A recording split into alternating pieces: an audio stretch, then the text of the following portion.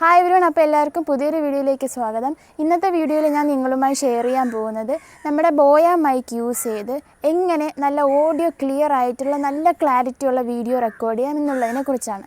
അപ്പോൾ നമുക്ക് ഡയറക്റ്റ്ലി നമ്മുടെ വീഡിയോയിലേക്ക് പോകാം. അതിന് മുമ്പ് നിങ്ങൾ എല്ലാവരും ഓപ്പൺ ക്യാമറ ആപ്ലിക്കേഷൻ പ്ലേ സ്റ്റോറിൽ നിന്ന് ഡൗൺലോഡ് ചെയ്യുക. നമ്മളിനി സ്ക്രീൻ റെക്കോർഡിൽ കാണിക്കാൻ പോകുന്നത് ഓപ്പൺ ക്യാമറ ആപ്ലിക്കേഷനിലെ സെറ്റിങ്സ് ആയിരിക്കും. അപ്പോൾ ഇനി ഞാൻ നിങ്ങളെ സ്ക്രീൻ റെക്കോർഡിൽ ഓപ്പൺ ക്യാമറ ആപ്ലിക്കേഷനിലെ സെറ്റിങ്സ് ആയിരിക്കും കാണിക്കാൻ പോകുന്നത്. അപ്പോൾ നമുക്ക് നമ്മുടെ വീഡിയോയിലേക്ക് പോകാം. നമുക്കിവിടെ ഓപ്പൺ ക്യാമറ ആപ്ലിക്കേഷൻ എടുക്കാം.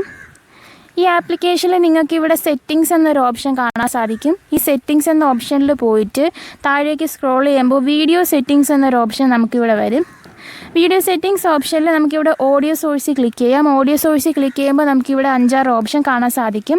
ഇതിൽ ഒപ്റ്റിമൈസ്ഡ് ഫോർ വോയിസ് റെക്കഗ്നീഷനാണ് ഞാൻ കൊടുത്തിരിക്കുന്നത്. ഞാൻ ബോയ മൈക്ക് യൂസ് ചെയ്ത് ഓപ്പൺ ക്യാമറയിൽ റെക്കോർഡ് ചെയ്തിട്ടുള്ള എല്ലാ വീഡിയോസിലും ഞാൻ ഒപ്റ്റിമൈസ്ഡ് ഫോർ വോയിസ് റെക്കഗ്നീഷനാണ് കൊടുത്തിരിക്കുന്നത്. നമ്മളെല്ലാവരും സാധാരണ ഇവിടെ എക്സ്റ്റേണൽ മൈക്കാണ് കൊടുക്കാറുള്ളത്.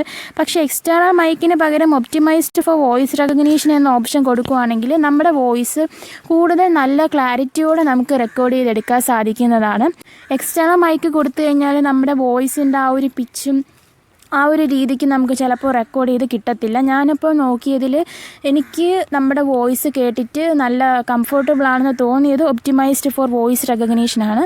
അതുകൊണ്ടാണ് ഞാനത് കൊടുത്തിരിക്കുന്നത്. ഓക്കെ, ഈ വീഡിയോ അപ്പോൾ എല്ലാവർക്കും ഉപകാരപ്രദമായെന്ന് പ്രതീക്ഷിക്കുന്നു. അപ്പോൾ ഈ ടെക്നിക്ക് നിങ്ങൾ എല്ലാവരും ടെസ്റ്റ് ചെയ്ത് നോക്കുക. എന്നിട്ട് യൂസ്ഫുൾ ആയിട്ടുണ്ടെങ്കിൽ എല്ലാവരും കമൻറ്റ് ബോക്സിൽ കമൻറ്റ് ചെയ്യുക. ഇനി വേറെ വീഡിയോസായിട്ട് ഞാൻ വീണ്ടും വരുന്നതായിരിക്കും. അതുവരെ ബൈ.